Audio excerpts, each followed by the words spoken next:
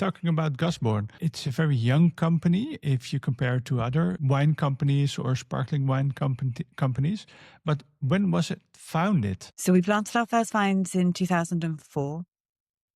And then our first vintage was in 2006. So we're just coming up to, 20 years since our first vintage, which is hugely exciting. Yeah. And just a curious question. You have almost 20 years history. When will the 2026 vintage will be launched? Yeah, that's true. Well, I mean, we need to have the vintage first. So let's see. Yeah.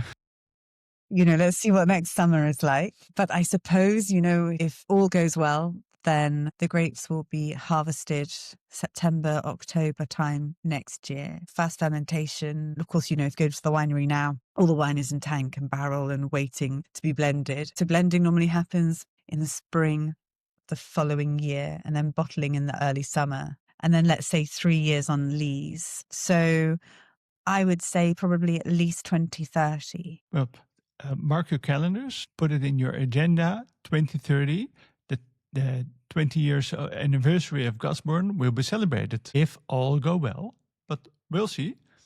It's good to have something in the future, of course. And what is the vision behind Gusbourne? So when Andrew planted those first vines in 2004, his vision was to make world-class wine. He wanted to make some of the best wines in the UK, but also some of the best wines that could really stand up against some of the best wines being produced around the world. And so, right from the word go, everything that Andrew did and that we carry on every day as well is how we can do everything in the best possible way, without compromising on quality. So that's always been our vision. Ultimately. So to that end, we don't ever buy fruit. All of our fruit is estate grown. It all comes from our own vineyards. And also we only ever produce vintage wine. So we don't make anything that's non-vintage at all. And I think that's really important for us, at least, because we want to celebrate